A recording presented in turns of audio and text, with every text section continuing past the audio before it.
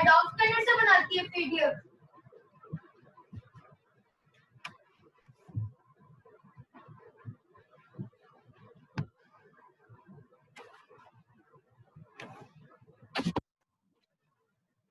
या मैम यही लिखा आ रहा है मेरे भी।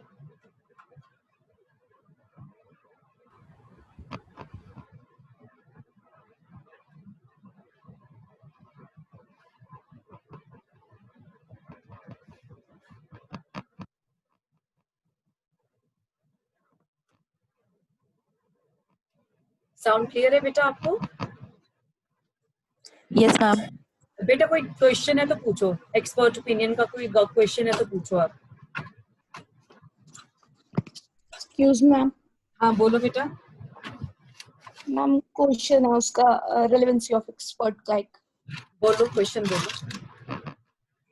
In the case of an identity of a carcass recovered from a pond, the production of superimposed photograph of deceased over the skeleton by the prosecution. फिर से बोलो Sonal. In case of an identity of a carcass recovered from a pond, the production of superimposed photograph of deceased over the skeleton by the prosecution. आगे बस ma'am इतना ही है। Question discuss से start था क्या क्वेश्चन? नहीं ma'am, in case of an identity of a carcass recovered from a pond, the production of superimposed photograph of deceased over the skeleton, ये ma'am inverted commas में था, single the production से लेके skeleton तक by the prosecution. अच्छा आगे। बस ma'am इतना ही है क्वेश्चन। ओके बेटा, इसमें जो है इसमें अब एक्सपर्ट ओपिनियन का है। क्वेश्चन पढ़ बेटा, इसके पीछे क्वेश्चन भी तो होगा ना ऊपर। मतलब मैम अरे रेलेवेंसी का क्वेश्चन भी होगा ना बेटा? नहीं मैम, क्वेश्चन स्टार्ट ही यहीं से है। हेलो, तो बस एक ही लाइन का है? हाँ मैम, 2 लाइन्स है बस। In case of an identity of a carcass recovered from a pond, the production of superimposed photograph of deceased over the skeleton by the prosecution. तो इसका मैं पूछ रही हूँ बेटा, क्वेश्चन कुछ ऊपर है, उसका पार्ट है ये फुल क्वेश्चन? मैम बस यही है क्वेश्चन। पर वैसे क्वेश्चन बेटा इसमें आधा अधूरा सा क्वेश्चन है, आधा अधूरा सा क्वेश्चन है, पर इसमें और कोई वो फिट ही नहीं होता। इसमें आपको एक्सपर्ट ओपिनियन के पॉइंट ऑफ व्यू से देना पड़ेगा। तो पूछा नहीं हुआ कि रेलेवेंसी बताने की क्या बताना है? नो मैम, बस यही 2 लाइंस का ही क्वेश्चन है ये। कौन से पेपर में आए हुए ये मैम एचजीएस लिखा हुआ, हरियाणा जुडिशियल सर्विस का ही है मैम। ये बेटा इसमें एक्सपर्ट ओपिनियन का बताना पड़ेगा। और इसमें क्योंकि क्वेश्चन में ही नहीं बताया हुआ कि एविडेंशियरी वैल्यू बताना है कि रेलेवेंसी बताना है कि क्या बताना है, तो इसमें आपको एक्सपर्ट ओपिनियन के हिसाब से इसमें देना पड़ेगा। तो जब ये है, इसमें बताना पड़ेगा कि एक्सपर्ट ही गाइड कर सकता है इसमें कोर्ट को, और एक्सपर्ट की कितनी रेलेवेंसी है या एक्सपर्ट का कितना एविडेंशियरी वैल्यू है, यही इसमें डिस्कस करना पड़ेगा। क्वेश्चन ही क्लियर नहीं है बेटा इसमें क्या है, क्योंकि मुझे तो सुनने। क्वेश्चन फिर से बोलो सोनल, क्वेश्चन नंबर दिया हुआ है साथ में? Yes ma'am, question 7। इसके बाद कोई पार्ट है या सीधा फुल क्वेश्चन 8 है? फिर मैम नेक्स्ट क्वेश्चन है। रीड करो एक बार next question. On what points an opinion of an expert becomes relevant? बेटा ये इसका क्वेश्चन है, ये इस क्वेश्चन का। मैम ये तो मैम ये ना क्वेश्चन 7 है, ये हरियाणा का है, और जो नेक्स्ट वाला क्वेश्चन है वो आरजेएस का है पुराना। अच्छा, पर बेटा इसमें आपको एक्सपर्ट ओपिनियन का ही बताना पड़ेगा, जो हमने कल किया था। आपको बताना पड़ेगा कि एक्सपर्ट कौन है, वो कैसी हेल्प करता है। अगर एक्सपर्ट ओपिनियन को रेलेवेंट होना है तो उसके क्या क्या पैरामीटर्स फुलफिल होने चाहिए, कि मटेरियल देना पड़ेगा जिसके बेसिस पर उसने अपना ओपिनियन बताया, वो कोर्ट में प्रोड्यूस करना पड़ेगा। फिर आपको बताना पड़ेगा कि डायरेक्टली लॉजिकल कनेक्टिविटी तो है नहीं एक्सपर्ट, क्योंकि थर्ड पर्सन है तो कोर्ट के ऊपर बाइंडिंग नहीं है, तो कोर्ट हमेशा कॉरोबोरेशन पर इंसिस्ट करता है। ये कोई कंक्लूसिव प्रूफ नहीं हो सकता कन्विक्शन के लिए, तो इस स्लाइड में आपको ये डिस्कस करना पड़ेगा। ठीक है प्लीज? Okay ma'am. यस, कोई और क्वेश्चन है तो पूछ बेटा। सोनल कोई और क्वेश्चन पढ़। यस मैम है इसका पहले मैम एक पार्ट है ये ना, when the evidence of an expert is to be admitted, what are the differences between an expert and an ordinary witness discuss fully and illustrate your answer. Okay बेटा, जब हमने इसको बताना है, जब हम ऑर्डिनरी विटनेस की बात कर रहे हैं, जो विटनेस है ऑर्डिनरी विटनेस वो कोई भी हो सकता है, या आपका सेक्शन 118 है। ऑर्डिनरी विटनेस को सिर्फ दो कंडीशंस फुलफिल होनी चाहिए, ability to understand the question and ability to give rational answers to those question. जो ये दो पैरामीटर फुलफिल करेगा, any person can be an ordinary witness. और जो विटनेस है, विटनेस का हम जब कह रहे हैं तो विटनेस हम वहां पर आकर ऑकुलर एविडेंस दे रहे हैं, ऐसा विटनेस दैट इज, ये विटनेस डायरेक्टली कनेक्टेड है विद द ट्रांजैक्शन। पर जब हम एक्सपर्ट की बात कर रहे हैं, एक्सपर्ट को विटनेस के साथ साथ सिर्फ विटनेस की जो पैरामीटर्स है उसके साथ एक एडिशनल रिक्वायरमेंट है, और वो एडिशनल रिक्वायरमेंट क्या है, a person should be a skilled person in his field और एरिया। और स्किल्ड पर्सन कैसे, उसका एरिया ऑफ एक्सपर्टाइज होना चाहिए। उसके बाद जो एविडेंशियल वैल्यू है विटनेस की जिसको प्रोड्यूस किया गया है, उसकी एक हायर पेडिस्टल पर है as compare to a expert opinion. वो क्यों? क्योंकि जो एक्सपर्ट ओपिनियन है वो एक ऐसा फैक्ट है which is not logically relevant but it has been declared as a legally relevant. और अगर कोई कंफ्लिक्ट होता है बिटवीन ऑकुलर एविडेंस जो कि डायरेक्ट एविडेंस दे रहा है विटनेस और एक एक्सपर्ट ओपिनियन में, तो हमेशा ऑकुलर एविडेंस को हम ज्यादा प्रेफरेंस करते हैं। पर अगर कोई कंफ्लिक्ट है, फिर कोर्ट उस फैक्ट एंड सर्कमस्टांसेस के अकॉर्डिंग उसमें डिसाइड करता है। तो आपको इस बैकग्राउंड में आपको डिस्कस करना पड़ेगा इसमें, क्योंकि उन्होंने पूछा है ऑर्डिनरी विटनेस, तो विटनेस के लिए फिर आपको विटनेस का चैप्टर रेफर करना पड़ेगा। सेक्शन 118 में वो टेस्ट है वो आपको लेट डाउन करना पड़ेगा, फिर दोनों की एविडेंशियल वैल्यू डिस्कस करनी पड़ेगी। ठीक है प्लीज? मैम यस मैम इसी का बी पार्ट है, आप विल द फॉलोइंग। एक मिनट, फिर आप इसमें ये भी बता सकते हैं कि अगर जो विटनेस है, अगर उसका जो एविडेंस है ट्रू है, ट्रस्टवर्दी है, रिलायबल है, तो even a single witness is sufficient to convict the accused person. पर जब हम एक्सपर्ट ओपिनियन की बात करते हैं, सिर्फ एक्सपर्ट का दिया गया ओपिनियन काफी नहीं है, उसको उसमें बताना पड़ेगा किस बेसिस पर वो ओपिनियन होल्ड करता है। कोई ऐसे रिसर्च पेपर या मटेरियल आया है जिसके बेसिस पर उसने वो अपना ओपिनियन फॉर्म किया है, वो उसे कोर्ट में देने पड़ेंगे ताकि कोर्ट डिसाइड कर सके whether to rely upon such expert opinion और नॉट। तो ये तो आपके बेटा नंबर ऑफ मार्क्स पे डिपेंड करेगा आपने कितना इसमें आंसर देना है। अदरवाइज ये जितना मर्जी चाहो आप इस क्वेश्चन को स्ट्रेच कर सकते हैं, तो आपका जो नंबर ऑफ मार्क्स है दैट विल डिसाइड। बट एक बार बिल्कुल क्लियर है, जब आपने ऑर्डिनरी विटनेस की बात करनी है, ऑर्डिनरी विटनेस के लिए आपको सेक्शन 118 के पैरामीटर देना पड़ेगा जो कि बताते हैं who is a competent witness. और जब आप एक्सपर्ट ओपिनियन एक्सपर्ट की बात कर रहे हैं, तो वो एक्सपर्ट विटनेस तो है ही है, पर उसको एक और एक्स्ट्रा रिक्वायरमेंट है, और वो एक्स्ट्रा रिक्वायरमेंट क्या है, a person should be skilled in his area. फिर आपको बताना पड़ेगा हु इज एन एक्सपर्ट, फिर दोनों के एविडेंशियल वैल्यू डिस्कस करो, फिर कंफ्लिक्ट का डिस्कस करो। ठीक है सोनल? Okay ma'am. आगे पढ़ बेटा क्वेश्चन। इसका excuse me B ma'am, part है मैम। बोलो Deepinder. Ma'am Anshuman waiting room में है, उसको ऐड कर लो। बेटा वो है नहीं, यहाँ पे कोई शो नहीं हो रहा वेटिंग रूम में, क्योंकि मैंने अभी वो, ओके हाँ बेटा आगे रीड कर सोनल, नेक्स्ट क्वेश्चन रीड कर। मैम इसका बी पार्ट है, will the following expert evidences be admitted, if so give reason and cite cases. Ma'am first इसका evidence of an architect as to the depreciation of property by nuisance, ये इसका first part है ma'am. Second part evidence of an expert to give his opinion upon the construction of a document. और ma'am third part evidence of medical man as to the loss of earning capacity in a claim under the Workman's Compensation Act. Okay यही है बस? हाँ ma'am यही है बस। बेटा शुरू से रीड कर वन बाय वन, या आप लोगों को आप लोग बताएंगे। पहला डिस्कस कर बेटा, इसमें पहला पॉइंट क्या था? Evidence of an architect as to the depreciation of property by nuisance. Okay बताओ भाई, आंसर दो बेटा इसका। कोमल बता बेटा इसका आंसर। सोनल क्वेश्चन रीड कर दो बेटा फिर से एक बार। Will the following expert evidences be admitted? If so, give reasons and cite case. Yes. First part, evidence of an architect as to the depreciation of property by nuisance. Yes. बताओ कोमल इसका answer बता बेटा।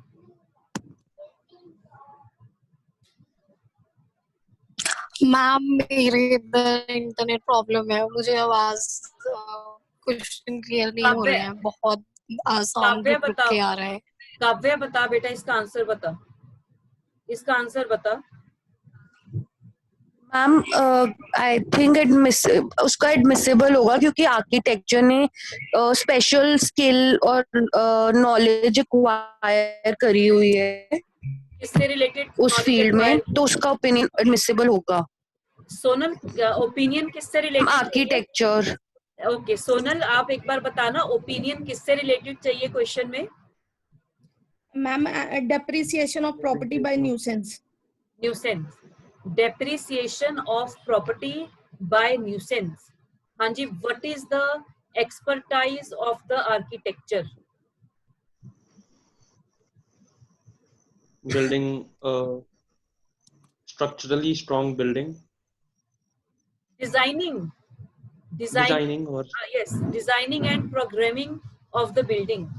और यहाँ पर वो बता रहे हैं depreciation, value, damage of building by nuisance, उसका वैल्यू कैलकुलेट करना है। Will the architecture be able to calculate the loss?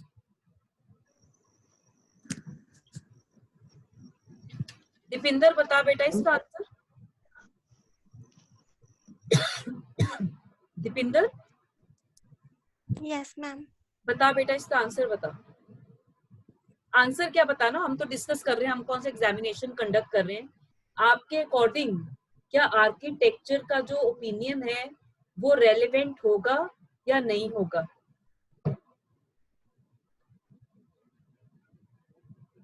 Ma'am जब बिल्डिंग कंस्ट्रक्ट हुई होगी उस टाइम पे जो उसकी क्वालिटी होगी उसके बारे में आर्किटेक्ट को नॉलेज हो सकती है, तो फिर वो इस केस में बता भी सकता है कि कितना डेप्रिसिएशन हुआ है वहां से लेके अब तक। ओके, ये आपने रीजन दी है। और बेटा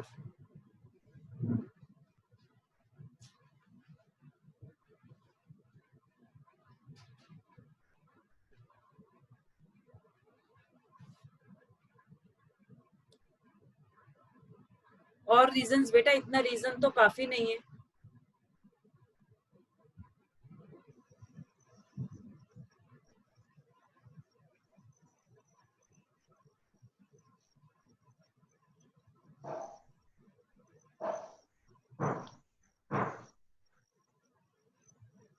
रजत बता बेटा इसका, वेदर आर्किटेक्चर, जो आर्किटेक्चर का ओपिनियन है दैट वुड बी रेलेवेंट और नॉट।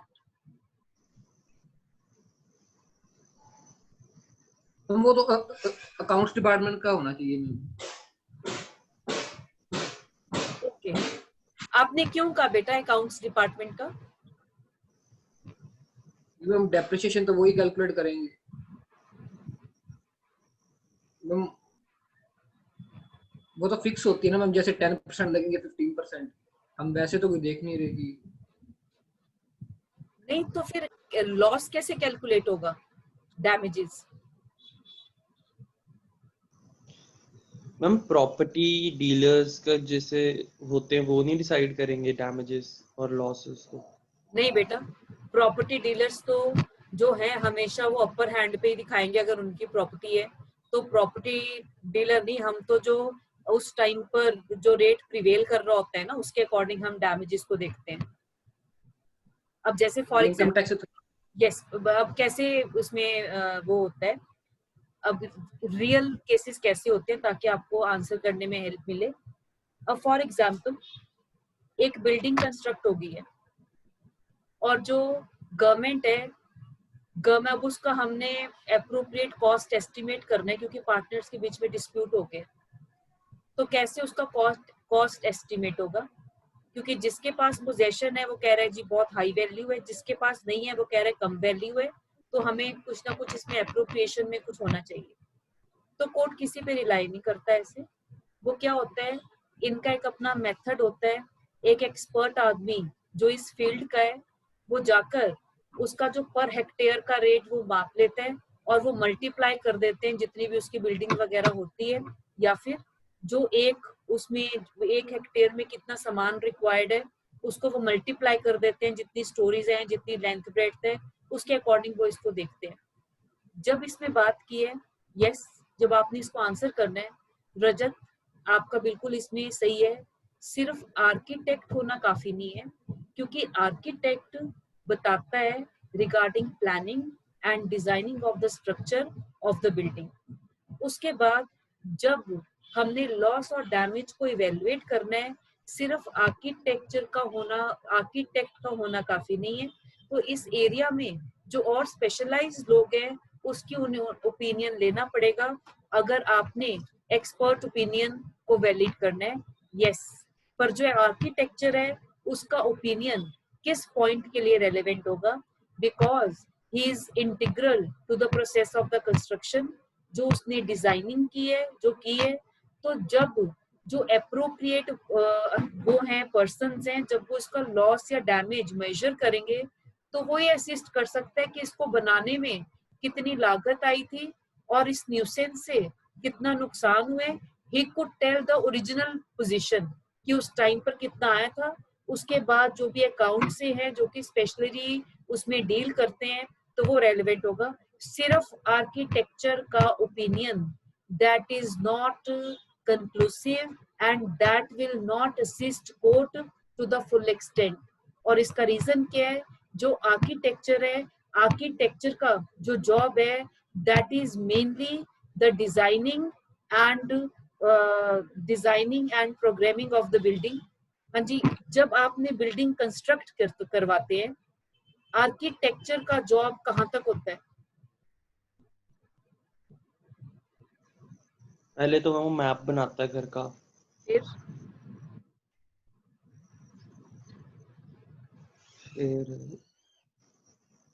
मतलब जितनी अंदर डिजाइनिंग होती है वो भी करता है। आजकल आर्किटेक्ट यस, वो कहीं करते हैं। अब वाले आर्किटेक्चर और पुराने वाले आर्किटेक्चर में जमीन आसमान का फर्क हो चुका है। अगर आपने अपने कंस्ट्रक्शन हम करते हैं तो बहुत सारे आर्किटेक्चर्स को बुलाकर हम उनका एस्टिमेट लेते हैं, क्योंकि अब जरूरी नहीं है कि जो आए हैं उनको कॉन्ट्रैक्ट भी मिल जाएगा। तो वो पर विजिट अपना 5000 चार्ज करते हैं एस्टिमेशन का, कि आपको हम ये बता देंगे कि क्या कैसे बनेगा, क्या बनेगा। और अगर आप उनको कॉन्ट्रैक्ट कर लेते हैं तो वो उसमें एडजस्ट हो जाते हैं, फिर वो बिल्डिंग की कंस्ट्रक्शन में भी इंटीग्रली इन्वॉल्व हो जाते हैं। तो जब हमने कहा है आर्किटेक्ट, पहले आपको बताना पड़ेगा any person can not be architect. Architect जिसको हम एक्सपर्ट कह रहे हैं, he must be an expert, उसके पास स्किल्ड नॉलेज होनी चाहिए, उसके बाद ही हम उसको आर्किटेक्ट कह सकते हैं। तो जो आर्किटेक्ट है, he is an integral part of the construction, जिसने उस बिल्डिंग की कंस्ट्रक्शन में, उसकी डिजाइनिंग में एक उसने बहुत इंपॉर्टेंट रोल प्ले किया है। अगर न्यूसेंस की वजह से किसी बिल्डिंग को डैमेज किया है, that expert, that architect is in a position कि उसको वो बता सके कि क्या होगा। यस, आंसर अधूरा रहेगा। सबसे इम्पोर्टेंट आंसर में क्या है? आंसर में सबसे इम्पोर्टेंट चीज आपने पूछा है कि क्यों रेलेवेंट होगा, गिव रीजंस। बेटा कल हमने एक्सपर्ट ओपिनियन किया था, आप, मैं आपके लिए वो जजमेंट खोल रही हूँ, वो आप जजमेंट निकालिए। अपना डॉक्यूमेंट खोल लो बेटा जो आपके पास था कल।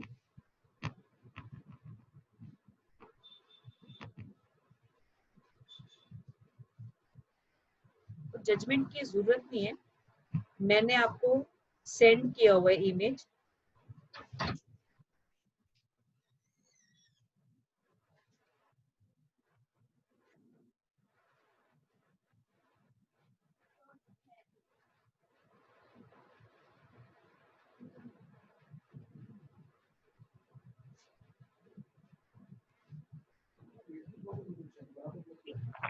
बेटा मैं आपको वो फिर से सेंड कर रही हूँ ग्रुप में, वो वाला इमेज खोल लो। सौरभ इसमें थर्ड पॉइंट रीड कर, थर्ड पॉइंट रीड कर। नॉट प्लीज बेटा फर्स्ट से स्टार्ट कर, फर्स्ट से स्टार्ट कर, फर्स्ट स्टार्ट करना सौरभ, रीड करना। Yes ma'am, yes.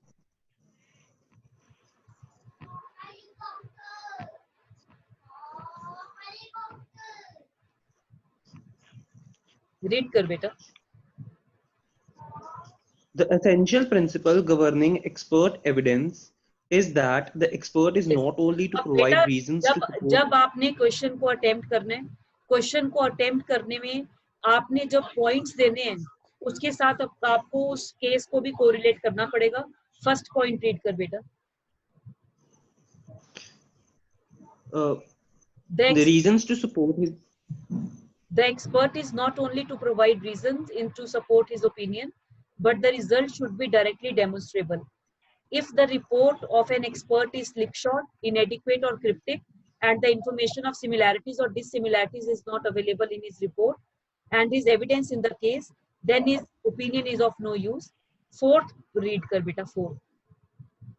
It is required of an expert, whether a government expert or a private, if he expects his opinion to be accepted, to put before the court the material which induces him to come to the conclusion, so that the court, though not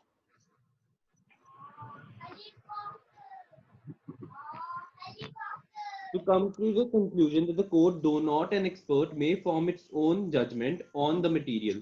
If the expert in this evidence as a witness does not place the whole lot of similarities or dissimilarities, etc., which influence his mind to lead him to a particular conclusion which he states in the court, then he fails in his duty to take the court into confidence. यहाँ तक बेटा ये आपका principal है. Expert ने अगर अपना वो देना है तो उसको मटेरियल भी प्लेस करना पड़ेगा. इसको आपको फिर कोरिलेट करना पड़ेगा. नो डाउट कि जो आर्किटेक्चर है, he is an expert in that area, provided उसके पास रिक्विसाइट स्किल है. अगर वो चाहता है उसका ओपिनियन रेलेवेंट हो तो उसकी रेलेवेंसी के लिए उसे मटेरियल प्लेस करना पड़ेगा जिसके बेसिस पर उसने अपना ये ओपिनियन बनाया है. जैसे वो जो डिजाइन्स किए हैं मैप्स, क्या उसमें बिल्डिंग में क्या उसमें उन्होंने यूज किया मटेरियल और कितना कॉस्ट उसमें बियर किया था उसके मटेरियल में, और अगर डेप्रिसिएशन होगी है तो सारा रिप्लेस करना पड़ेगा स्ट्रक्चर, या थोड़ा सा उसमें उस जो वो है उसका रिपेयर करके ही काम चल जाएगा. तो ये सारी चीजें उसको ये क्लियर करनी पड़ेगी. अगर उसने ये अपना ये वाला पॉइंट का जो पैरामीटर है वो फुलफिल कर दिया, then his opinion will be acceptable. Otherwise अगर उसने अपनी ओपिनियन दी है without making the court clear regarding the basis on which such opinion is formed, his opinion will not be considered by the court. इसलिए court को उसे clear करना पड़ेगा on which basis he is holding such an opinion. ठीक है बेटा? Yes, ma'am. Yes. आगे next पढ़ो सोनम. सोनल नेक्स्ट पढ़ बेटा. Evidence of an expert to give his opinion upon the construction of a document. Okay बताओ बेटा.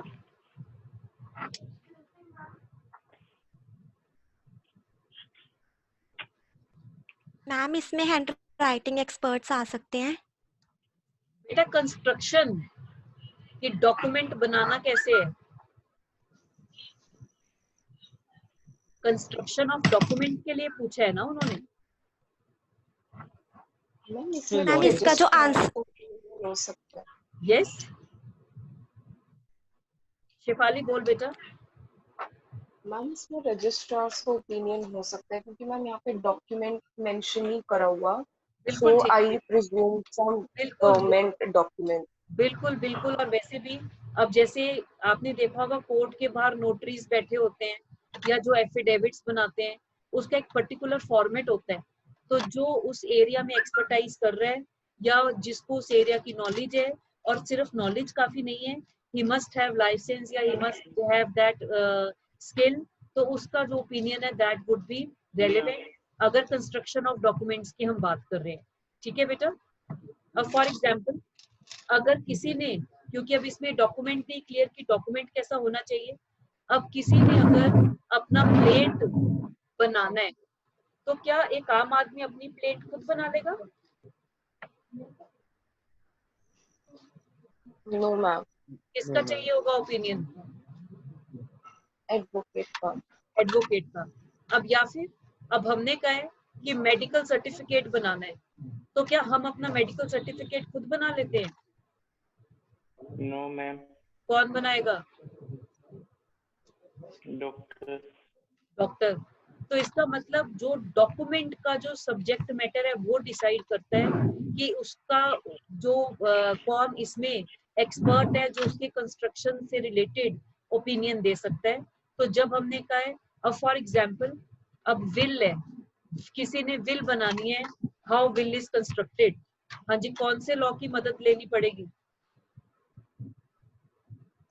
Hindu Succession Act. कौन सा लॉ बोला सौरभ आपने? Succession Act.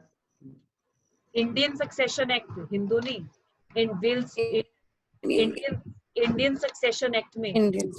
तो वहां पर सारा प्रोसीजर है, प्रोसेस है, तो वो आपको जो एक्सपर्टाइज है जिस आदमी की उसमें वो डील करता है, तो वो उसमें वो उसको बता सकता है।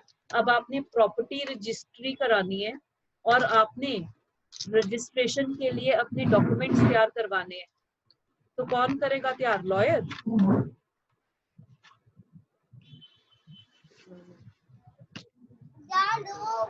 पटवारी करता है शायद। yes, that person is skilled in that area। अब आपने रेवेन्यू रिकॉर्ड्स में एंट्री करवानी है और अपना आपने कोई डॉक्यूमेंट बनवाना है, तो कौन करेगा?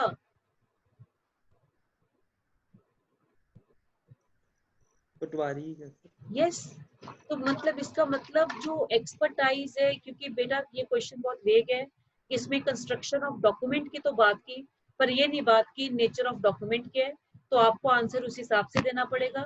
जो डॉक्यूमेंट है, the nature of document will decide कि किस एक्सपर्ट का ओपिनियन उसमें रेलिवेंट होगा। अगर कोई लीगल एरिया है तो लॉयर का होगा, अगर कोई मेडिकल एरिया है तो डॉक्टर का होगा। तो जो जिस आदमी की उस एरिया में स्पेशलाइजेशन होगी उसका ओपिनियन उसमें रेलिवेंट होगा। ठीक है बेटा? ठीक है please. Yes, ma'am. Yes, ma'am. आगे रीड करना Sonal. Evidence of medical man as to the loss of earning capacity in a claim under the Workman Compensation Act. बताओ बेटा, इसका आंसर बताओ। Repeat मैम रिपीट कर दो सोनल एक बार। Evidence of medical man as to the loss of earning capacity in a claim under the Workman's Compensation Act. बताइए। Ma'am ये section 4 में दे रखा है, सेक्शन 4 सब क्लोज 1 सब क्लोज सी में, for explanation to workman compensation act. Read करो। मैंने कल पढ़ा था मैम ये एक रीड करो। एक मैं निकाल लेता हूँ। रेलेवेंट होगा वैसे।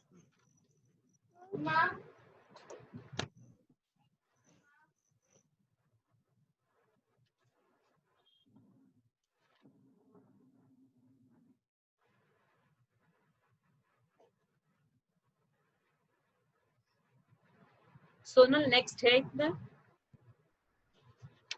Next ma'am? है कोई? नेक्स्ट क्वेश्चन है? Yes, ma'am. है. रीड करो। What is the relevancy of DNA test evidence in India after Sheena Boram murder case? Analyze the relevancy of DNA evidence as corroborative evidence and circumstantial evidence. Yes बेटा, इसको हम detail में करेंगे। अपने जो हमारा सेक्शन 112 है उसमें हम डीएनए टेस्ट की बात करेंगे। उसमें तो वैसे हम लेजिटिमेसी से रिलेटेड पढ़ते हैं, पर क्योंकि उसमें केसेस बात हम डीएनए टेस्ट की करेंगे तो सारी उसमें कवर हो जाएंगे। Now the recent judgments have been added. हमने केस किया था बेटा जजमेंट्स में, अगर आपको याद हो, जिसमें हमने डीएनए टेस्ट के 2 तरीकों की बात की थी। याद है आपको? एक कोई ऑटोनॉमल था, एक ट्रेडिशनल डीएनए टेस्ट था। किया तो हमने या नहीं किया था?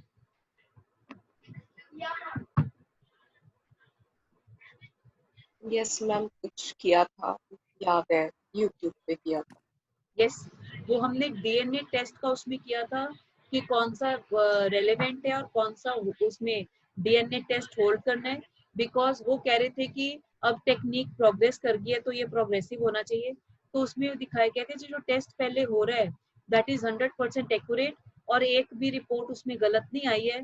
तो वो कह रहे थे कि नहीं वही मेथड ठीक है। तो ये मोड से रिलेटेड था।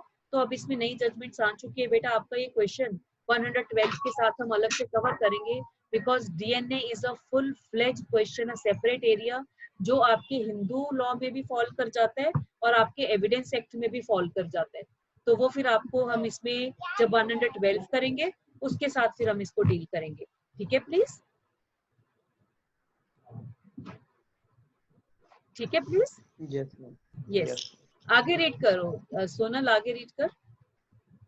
मैम एक क्वेश्चन है, whether the examination of the medical officer is necessary to prove the injury report in case of under section 325 IPC where its genuineness is not disputed by the accused, if not so, under what provisions of law? अगर वो court जो accused है उसकी genuineness से challenge नहीं कर रहा तो हमें फिर एक्सपर्ट ओपिनियन की जरूरत नहीं है, बिकॉज जब हम कह रहे हैं कि जो आप फैक्ट्स, अगर आपने देखा होगा तो पैरा बाय पैरा एडमिटेंस या वो डिनायल होता है जो आपका प्लेंट या रिटन स्टेटमेंट या उसमें हम ले रहे हैं क्रिमिनल लॉ में। तो अगर कोई चीज प्रोसिक्यूशन ने बोली है और एक्यूज्ड उसको डिनाई नहीं कर रहा तो हमें अब कहने की वो नहीं है, बट यस, क्योंकि आपने कहा 325 है, नेचर ऑफ इंजरीज मैटर करता है, तो नेचर ऑफ इंजरीज कितनी ग्रेव है और कितनी नहीं है वो ये तो इसमें डिस्प्यूट नहीं कर रहा कि इंजरीज है, जेन्युइन है, इंजरीज है, पर वो कितना ग्रेव है that can only be told by the accused और सॉरी बाय द एक्सपर्ट। तो जो नेचर ऑफ, जो ग्रेविटी है नेचर ऑफ इंजरी की, उसको जानने के लिए हमें वो एक्सपर्ट ओपिनियन क्यों, क्योंकि जब हम कह रहे हैं पनिशमेंट तो पनिशमेंट प्रोपोर्शनैलिटी का प्रिंसिपल फॉलो किया जाता है, तो जितना इंजरीज होगा और जितना पनिशमेंट होगा दैट शुड बी प्रोपोर्शनेट। और इस एंगल से देखें तो एक्सपर्ट ओपिनियन इम्पोर्टेंट है, because only a doctor can tell after examination of injuries कि वो ग्रेव है या नहीं है, वो कितनी जल्दी रिकवरी होगा, कितना उसको लॉस हुआ है या कितना उसको रेस्ट चाहिए, एंड कितना जो इवन जो इंजरीज से बताते हैं कि इंटेंशन क्या है मारने वाले का। अगर injuries they are of a lighter nature तो इसका मतलब इंटेंशन उसका उतना ग्रेव नहीं था, पर अगर इंजरीज बहुत ज्यादा डीप हैं दैट कुड प्रूव फेटल, इसका मतलब जो आया था वो किसी इंटेंशनल एक्ट है। बिकॉज फॉर एग्जाम्पल अगर किसी ने किसी आदमी को 6-7 टाइम्स स्टैब की है, 6-7 टाइम्स स्टैब की है, तो उसका जो मेंजरी है वो डिफरेंट है। पर अगर किसी ने आउट ऑफ फियर किसी को स्टैब की है, उसका जो मेंजरी है वो डिफरेंट है, क्योंकि मेंजरिया को कोई डायरेक्ट प्रूफ नहीं है। तो मेंजरिया को डिटरमिन करने के लिए हमें फैक्ट्स एंड सर्कमस्टांसेस को देखना पड़ता है। तो इसलिए 325 आईपीसी के अंडर जब हमने इंजरीज की बात की है तो नेचर ऑफ इंजरीज कितना ग्रेव है या नहीं है to make out what type of mens rea the accused is having, तो यहाँ पर एक्सपर्ट ओपिनियन मैटर करता है। Even after seeing the injuries expert को टेल कि उसने कितने फोर्स से उसको मारा है and what would be the real intentions behind that attack जो भी हुआ। ठीक है प्लीज।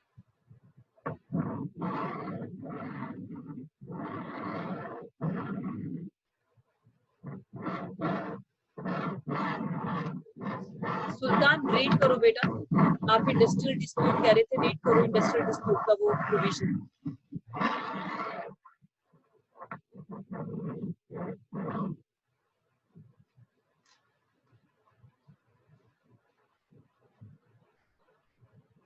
सुल्तान आप कर रहे हो रीड?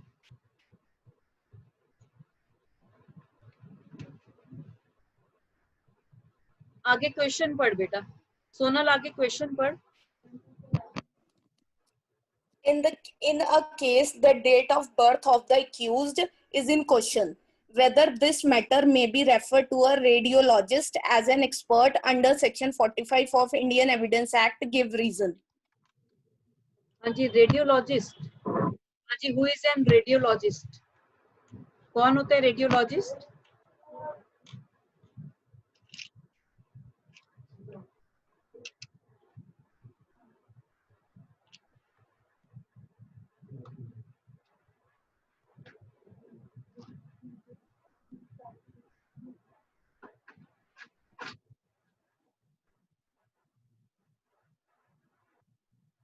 बेटा जो रेडियोलॉजिस्ट है, they are medical doctors that specialize in diagnosing and treating injuries and diseases using medical imaging procedure, exams, tests such as X-rays, computed tomography, MRI, nuclear medicine, positron emission, tomography and ultrasound.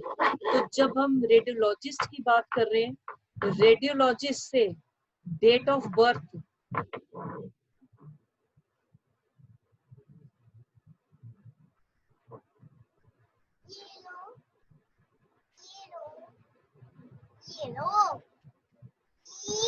बेटा इसको pending रखो, because radiologist yes एक तरीके से हो सकता है, जैसे उसने सोनोग्राफी करी हो अगर तो उससे लग सकता है मैम कि किस डेट पे बर्थ होना था। एक एस्टिमेट ही आ सकता है, एग्जैक्ट डेट तो उससे भी नहीं आ सकती बेटा। पर जब ये ना थोड़ा सा वेरी करता है जो ये डेट है जो आप कह रहे हैं, बिकॉज जो एग्जैक्ट डेट है ये किसी के वो नहीं, वो भी अपने अप्रोक्सीमेटली उनके एस्टिमेट ही होते हैं। And that is there is different opinion between different radiologist. Because जब मेरा दूसरा बेटा हुआ था उस टाइम में वो दो में कंफ्लिक्ट था, एक कह रहा था इस मंथ का है, दूसरा कह रहा था इस मंथ का। फिर अल्टीमेटली पीजीआई वालों ने कहा कि आपने कभी भी इस डेट को रेफर नहीं करना, ये गलत है। तो जो रेडियोलॉजिस्ट है जो कंडक्ट करते हैं टेस्ट एंड ऑल, वो भी वेरी करता है बेटा कि okay that is not yes. अगर उसका ऐसा ओपिनियन है, सोनल फिर से क्वेश्चन रीड कर बेटा, क्वेश्चन रीड कर। In a case, the date of a birth of the accused is in question, whether this matter may be referred to a radiologist as an expert under Section 45 of Indian Evidence Act. Give reason. बेटा जैसे अब जो मेरे mind में आता है, एक जो तरीका है एज को डिटरमिन करने का, जो लोग बोन्स वगैरह की स्टडी करते हैं, जैसे डेंचर को देखकर या बोन्स को देखकर दे कुड मेक आउट कि इसका अप्रोक्सीमेट एज कितना है। पर जो रेडियोलॉजिस्ट है वो कोई स्टडी ऑफ बोन्स के साथ तो रिलेटेड है नहीं, इनका अपना स्पेशलाइज्ड एरिया है वो जिसके साथ वो डील करते हैं। तो ये आप पेंडिंग रखो कि रेडियोलॉजिस्ट जो आपने कहा सौरभ, देखिए एक्यूज्ड अगर 30 इयर्स का है तो वो किस टाइम पर उसका वो हुआ होगा अप्रोक्सीमेट, उसका जो आप बात कर रहे हैं बर्थ हुआ होगा, कौन किसने उसका उस टाइम पर अल्ट्रासाउंड किया होगा, ये तो बहुत ज्यादा रिमोट हो जाता है जो हम रिलेशन कह रहे हैं। तो इसमें कोई इसमें दिया हुआ है डायरेक्ट रेडियोलॉजिस्ट का नाम, तो रेडियोलॉजिस्ट का जो मेन जॉब है that is not relating to something कि जिससे डेट ऑफ बर्थ का डिटरमिन हो सके। क्योंकि एक्यूज्ड का ही केस अगर हम रेडियोलॉजिस्ट को रेफर कर रहे हैं तो इसको आप पेंडिंग रखिए, बिकॉज जो nature of job of radiologist है उसके अकॉर्डिंग वो डिसाइड होता है कि वो करेगा या नहीं। अभी बीच में जब आपका ये सेशन ओवर होगा उस टाइम फिर हम बाद में डिस्कस करेंगे नेक्स्ट सेशन में कि रेडियोलॉजिस्ट हेल्प आउट किसी तरह कर सकता है या नहीं कर सकता। बिकॉज एक रेडियोलॉजिस्ट को मैं जानती हूँ, उसको उससे बात कर फिर इसका हम डिटरमिन करेंगे। हाँ बेटा। हेलो मैम, जो आप opinion of doctor as to age से बता रहे हैं ना, इसमें एक पैराग्राफ है जो मैंने कल पढ़ा था, पढ़ूं मैम? यस रीड करो। The opinion of a doctor is an important piece of evidence. The effect of the medical testimony is to render the other evidence reduced in the case as to the age of a person probable. When the opinion is based only on the physical feature, it is worthless. Okay. और इसमें case हुआ था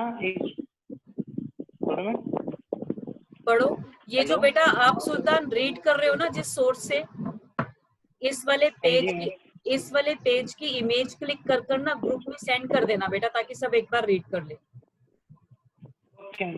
हाँ, इस वाले page का image click करके एक बार ही आप ग्रुप में सेंड कर देना। कोई और क्वेश्चन है सोनल अभी आपका? Ma'am yes Shifali. मैम जो अभी आप रेडियोलॉजिस्ट की बात कर रहे थे मैम, अभी मैंने गूगल पे सर्च किया तो मैम इसका ना एक ना पेपर मिला है, तो मैम उसमें लिखा हुआ है कि मैम 3-4 लोग मिलके उसकी एज को डिटरमाइन कर सकते हैं। लाइक मैम एक ऑसिफिकेशन टेस्ट होता है to determine the age of the person.